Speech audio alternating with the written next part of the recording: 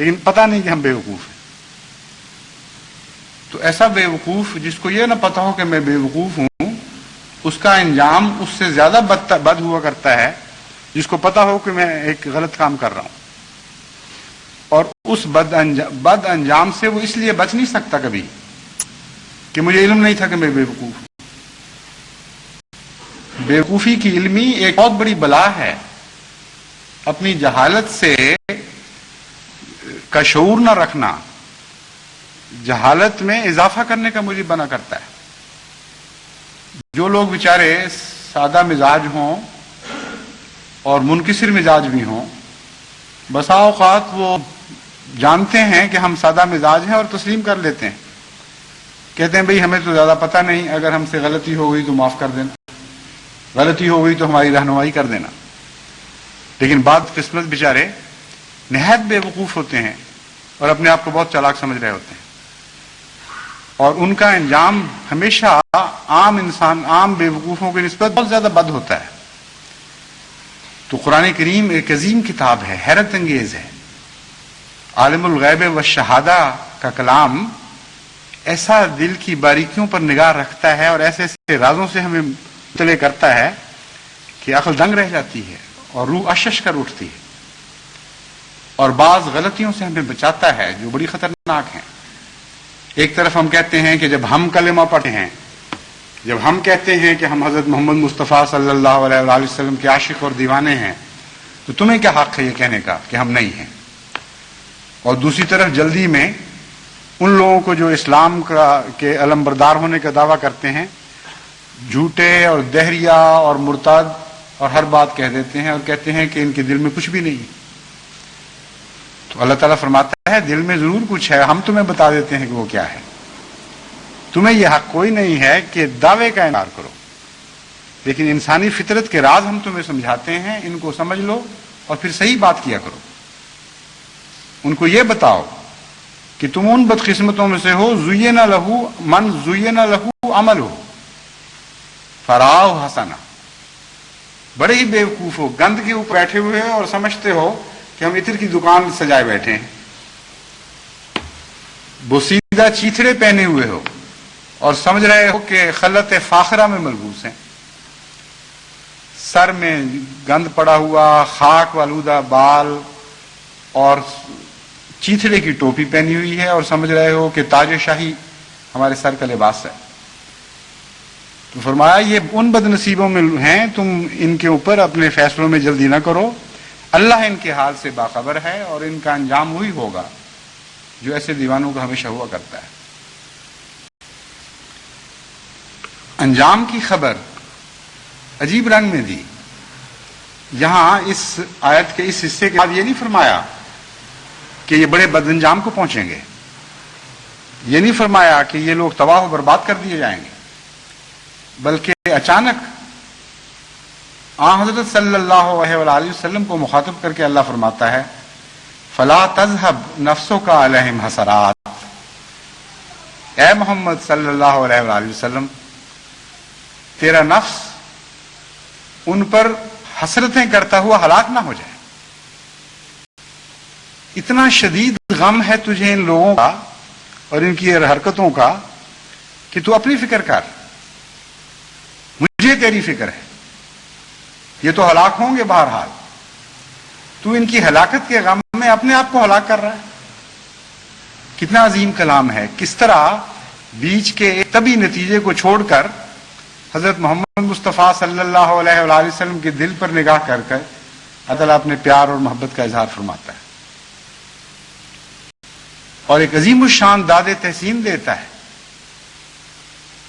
فرماتا ہے جب ہم ان بالوں کی باتیں کرتے ہیں تو حضرت محمد مصطفیٰ صلی اللہ علیہ وسلم ہمارے اس بندے کو اس بات سے خوشی نہیں ہوتی یہ لوگ ہلاک ہو جائیں گے. اتنا شدید غم پہنچتا ہے ان کی ہلاکت کے متعلق جو ایک طبی نتیجے کے طور پر ظاہر کیا گیا ہے. یعنی یہ تو سوال ہی نہیں کہ ہلاک نہیں ہوں گے، ہلاکت تو مقدر ہے. فرمایا محمد مصطفیٰ صلی اللہ علیہ وآلہ وسلم ہمارے اس بندے کا حال یہ ہے کہ ان کی ہلاکت کے تصور سے وہ غمگین ہو جاتا ہے، اس کے دل میں حسرتیں اٹھتی ہیں، کاش یہ لوگ کسی طرح سمجھ سکتے. کاش یہ لوگ ہلاکت کی طرف اس طرح نہ بڑھ رہے ہوتے جس طرح یہ باغیں توڑا کر کوئی جانور بھٹکتا ہوا ایک ہلاکت کے گڑھے کی طرف جا رہا. لیکن ساتھ ہی اگلی آیت میں ایک نہایت لطیف اشارہ اس بات کی طرف بھی فرما دیا کہ ضروری نہیں کہ یہ لوگ ہلاک ہو جائیں اور انہیں ہدایت نصیب نہ ہو. جیسا کہ پہلی آیت میں ہی فرمایا تھا ان اللہ یضل من یشاء و یہدی من یشاء. آگے ایک خوشخبری بھی عطا فرمائی. فرمایا ہو سکتا ہے کہ یہ لوگ بچا لیے جائیں، یعنی ان معنوں میں بچا لیے جائیں کہ ان میں سے بہتوں کو سمجھ آ جائے، وہ اپنی ان بیوقوفیوں سے باز آ جائیں، وہ ہلاکت کے رستے پر چلنے سے رک جائیں. چنانچہ فرمایا واللہ الذی ارسل الریاح فتثیر سحابا فسقناہ الی بلد میت فاحیینا بہ الارض بعد موتہا کذالک النشور. کہ محمد ہم تیرے دل کے حال سے خوب واقف اور اشنا ہیں، اور تیرے دل کی جو حسرتیں ہیں ان کو ہم اس طرح قبول فرماتے ہیں اور ان کا اس طرح ازالہ کریں گے کہ تجھے بتاتے ہیں کہ بسا اوقات ایسا بھی ہوتا ہے کہ ایک شہر، ایک بستی مر چکی ہوتی ہے پانی کے بغیر، کوئی اس میں زندگی کے آثار نظر نہیں آتے. پھر اللہ تعالیٰ رحمت کی ہوائیں چلاتا ہے اور ان رحمت کی ہواؤں کے نتیجے میں فضا میں بادل اڑتے ہوئے اس بستی کی جانب بڑھتے ہیں. سقناہ الی بلد میت، ہم ان کا رخ ان مردہ بستیوں کی طرف پھیر دیتے ہیں، ان ہواؤں کا اور ان رحمت کے بادلوں کا. فاحیینا بہ الارض بعد موتہا، پھر اس علاقے کو جس کے مقدر میں ہم نے زندگی رکھ دی ہو، جسے ہم نے اپنی رحمت سے دوبارہ زندہ کرنے کا فیصلہ فرما لیا ہو، وہ بادل سیراب کرتے ہیں اور دیکھتے دیکھتے تمہاری نظر کے سامنے یہ عجیب معجزہ گزرتا ہے کہ مردہ لوگ جی اٹھتے ہیں اور صدیوں سے جو قبروں میں بڑے ہوئے تھے وہ اللہ تعالیٰ کی طرف سے نئی زندگیاں پا کر قبروں کو سے باہر نکلنے لگتے ہیں. فرمایا کذالک النشور، اسی طرح ان مردہ لوگوں کا نشور ہوگا، ہم تو اس سے وعدہ کرتے ہیں.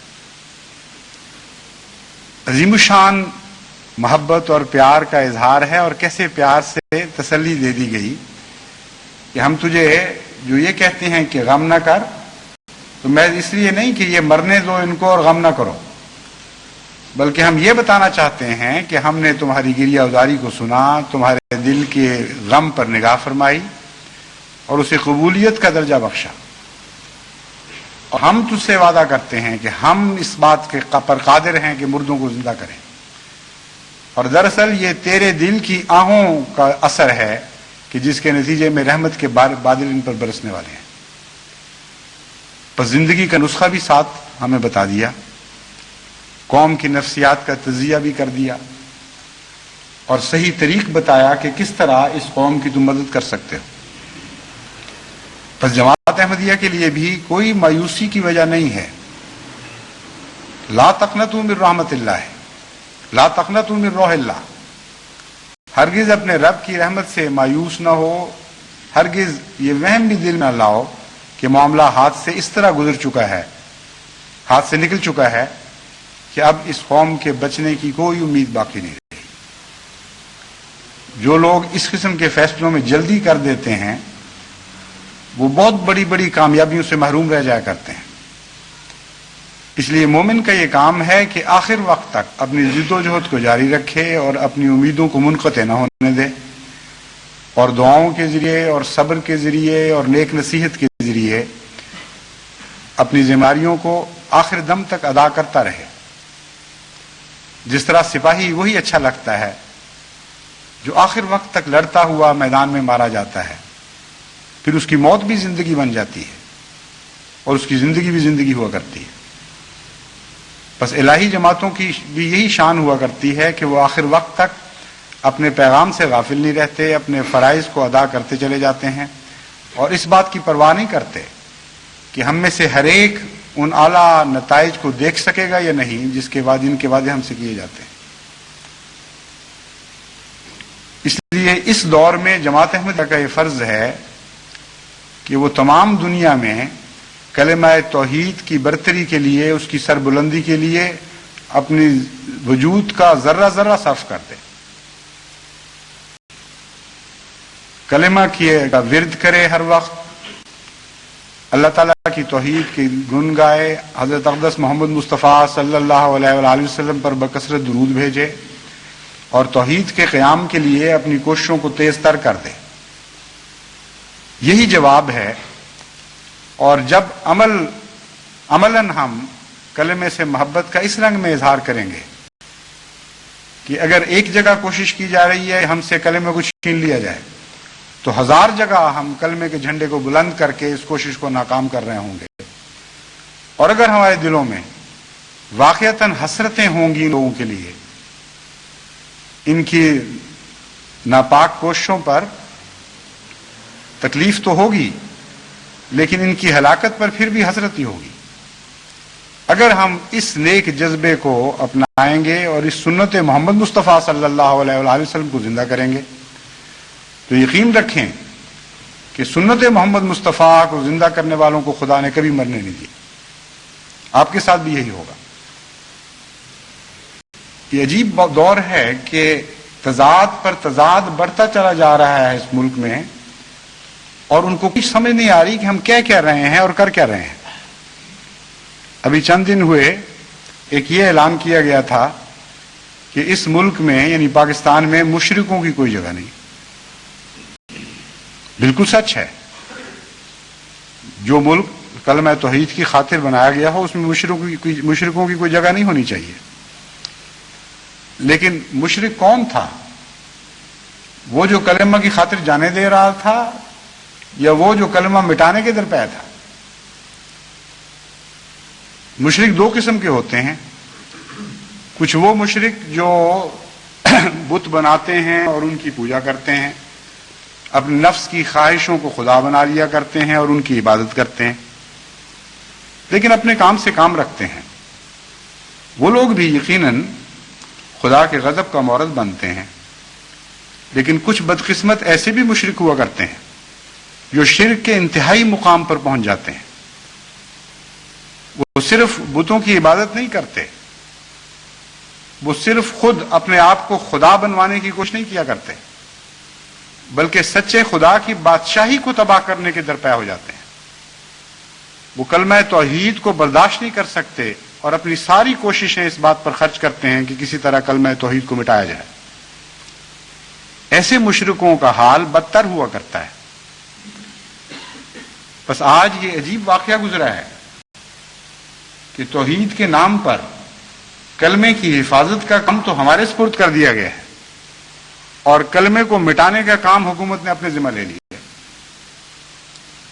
اور کثرت کے ساتھ ایسے واقعات رونما ہو رہے ہیں کہ حکومت کے دباؤ کے نتیجے میں حکومت کے کارندے زبردستی احمدیہ مساجد اور احمدیہ گھروں سے کلمے مٹا رہے ہیں، بلکہ اب تو دکانوں پر بھی کہیں کلمہ لکھا ہوا نظر آ جائے تو حکومت کے کارندے پہنچ جاتے ہیں کہ ہم مجبور ہیں، ہمیں ہمارے خدا کا یہ حکم ہے کہ کلمے کو مٹا کے چھوڑو۔ وہ کہتے تو نہیں ہیں کہ ہمارے خدا کا حکم ہے، لیکن یہ کہتے ہیں کہ ہم مجبور ہیں، ہم اپنی روزی سے مجبور ہیں، ہمیں ہمارے سربراہ حکومت کا حکم ہے کہ کلمہ مٹا کر رہو۔ دوسرے لفظوں میں یہ کہنا چاہتے ہیں کہ تمہارا رازق خدا ہوگا، لیکن ہمارا رازق تو یہ سربراہ حکومت ہے جس کے حکم سے ہم سر منہ بھی انحراف نہیں کر سکتے۔ اگر ہمیں کلمہ مٹانے کے لیے بھی کہے گا تو ہم کلمہ مٹائیں گے، لیکن بہرحال اس حکومت کی اطاعت سے باہر نہیں جائیں گے۔ یہ عجیب فیصلہ ہے، نہایت ہی بدقسمتی کا فیصلہ ہے، لیکن بہرحال یہی فیصلہ ہے جو اکثر جگہ ہو رہا ہے۔ بہت کم ایسے واقعات آ رہے ہیں نظر کے سامنے جہاں بالآخر حکومت کے کارندے نے کھلم کھلا اعلان کر دیا کہ ٹھیک ہے، اگر یہی بات ہے تو پھر جو چاہے حکومت کر لے، ہم واپس جا رہے ہیں، ہم اس کلمے کو نہیں مٹائیں گے، کسی اور کو بھجوا دیں اور ہمیں فارغ کر دیں۔ ایسے واقعات بھی ہوئے ہیں پاکستان میں اللہ تعالیٰ کے فضل کے ساتھ، لیکن ایسے واقعات تھوڑے ہیں۔ زیادہ تر تعداد، بہت بڑی تعداد میں حکومت کے کرندے کلمہ مٹانے کو برا سمجھتے ہوئے، جانتے ہوئے کہ ایک نہایت مکروہ فعل ہے، نہایت ہی شیطانی فعل ہے، مشرکانہ فعل ہے، پھر بھی وہ حکومت کے دباؤ کی مجبوری سے یا اپنے رزق کی فرضی حفاظت کے لیے